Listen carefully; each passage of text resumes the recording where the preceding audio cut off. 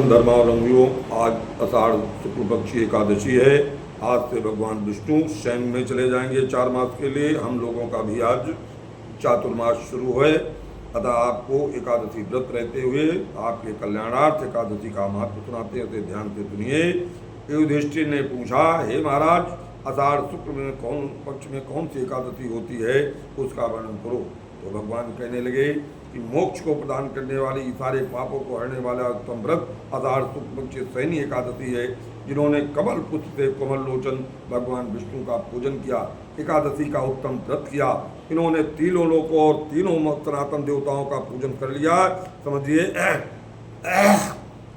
हर सैनी एकादशी के दिन मेरा एक स्वरूप राजा बलि के यहाँ रहता है और दूसरा क्षीर सिंह में निवास करता से सैया पर।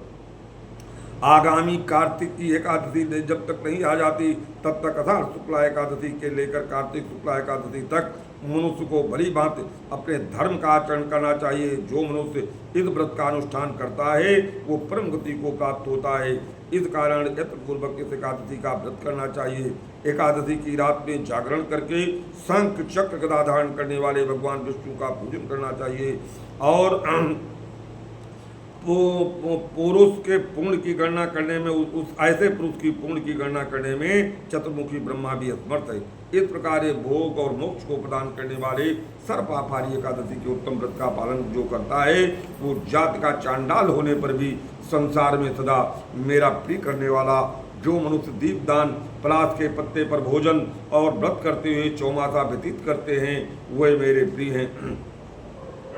चौमासे में भगवान विष्णु सोए रहते हैं, इसलिए मनुष्य को भूमि पर शयन करना चाहिए। सावन में साग नहीं खाना चाहिए, भादों में दही नहीं खाना चाहिए, क्वार में दूध नहीं पीना चाहिए, कार्तिक में दाल नहीं लेनी चाहिए। अथवा जो चौमासे में ब्रह्मचर्य का पालन करता है वो परम गति को प्राप्त हो जाता है। राजन, एकादशी के व्रत से ही मनुष्य पापों से मुक्त हो जाता है। अतः इसका व्रत करना चाहिए, कभी भूलना नहीं चाहिए।